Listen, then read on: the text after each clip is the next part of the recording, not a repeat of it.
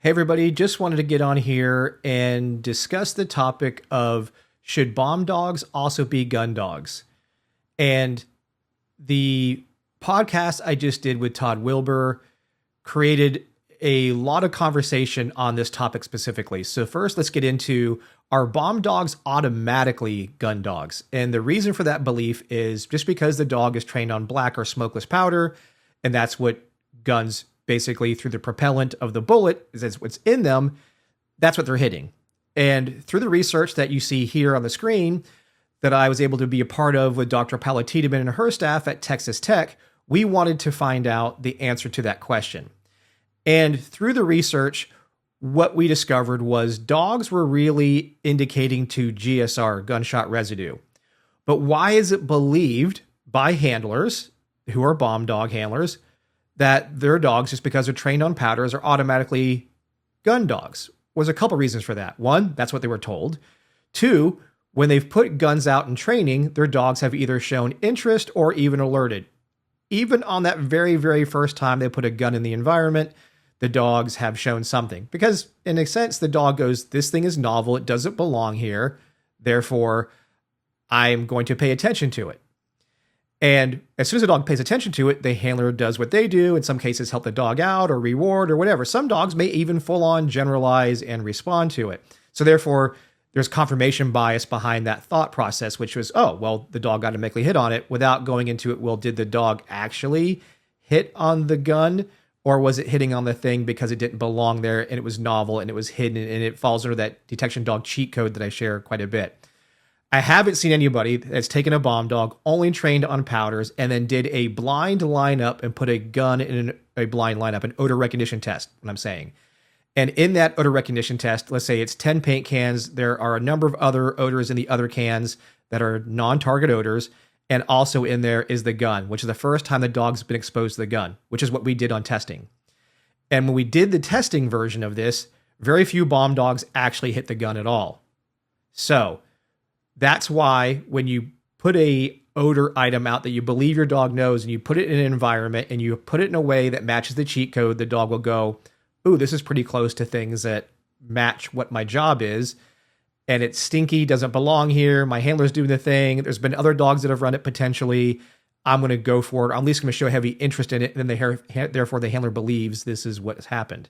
So as we dug through the research and discovered that gunshot residue was what the dogs were learning, we also wanted to look at dog teams. And the dogs teams tested for this were in Chicago, Las Vegas, LA. These are all working, mostly police dogs.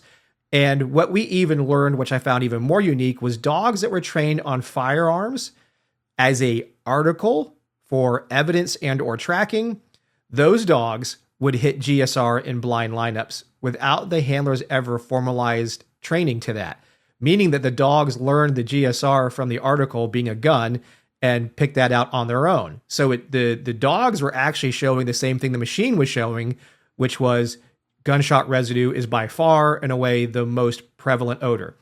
Now let's get back into the black or smokeless powder aspect on a firearm. So again, the belief is, well, if it's trained on powders, it'll hit guns. Well, what the truth is, the amount of odor, black or smokeless powder, that's not fired is basically a grain or two of black or smokeless powder. And there isn't a bomb dog handler that I know of that's ever trained their dog down to a single grain or two of black or smokeless powder. So knowing that the dog teams aren't training to that low threshold means that the probability of them hitting the gun based on that premise is incorrect.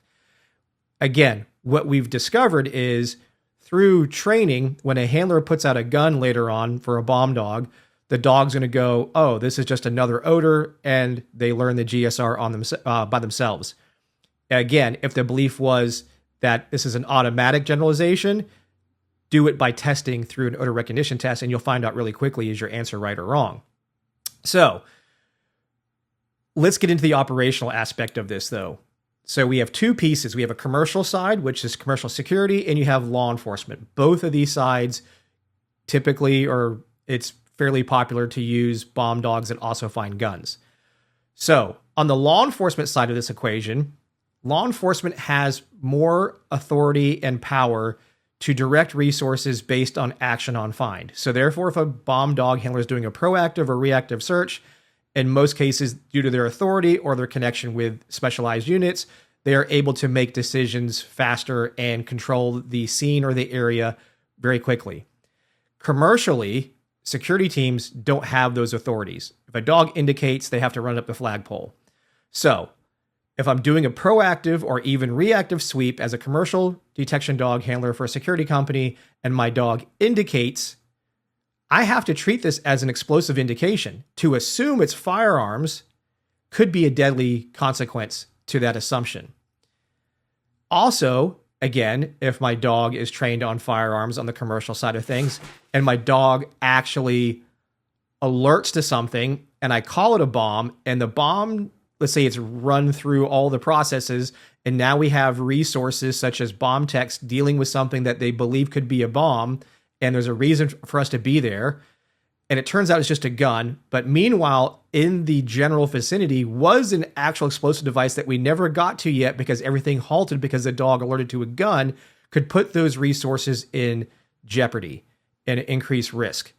What I want teams to consider is having both dogs in the environment. So technically, instead of being a commercial entity and trying to squeeze as much into one dog team as possible, what I should be doing is specializing, saying we have gun dog teams and we have bomb dog teams. And the reason for that, or reason why that doesn't happen too often, is that means more cost.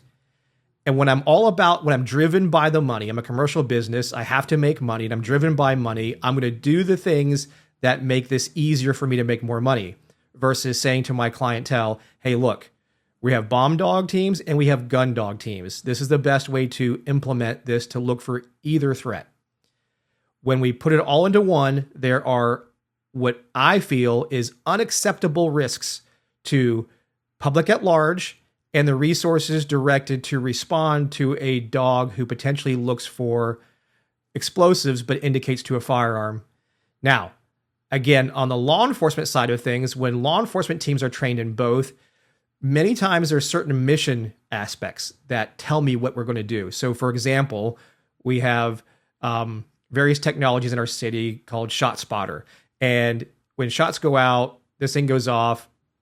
In some cases, bomb dog teams respond to look for shell casings or a discarded firearm in the area. And under that context, it's very easy to know when the dog indicates we are looking for firearms. That's a very different thing. That doesn't happen very much in the commercial side. So in the law enforcement arm of this equation, because of the ability to handle a call a certain way, have command and control, connect to special resources, and have very direct type of deployments, the risk is a little bit more mitigated under the law enforcement arm. But under the commercial arm, there's significant risk that must be addressed and talked about versus just doing it because. And we can't just keep passing this information on that a bomb dog is automatically a gun dog. That is not an accurate statement. And there needs to be a risk assessment depending on what your job is on whether you should do that or not. So tell me in the comments down below, what do you guys think? Am I way off base here, or are these legitimate concerns that need to have ways to be addressed? And we are doing the most important thing, which is ensuring public safety. And as long as we're doing that, that's the most critical task. Look forward to your responses.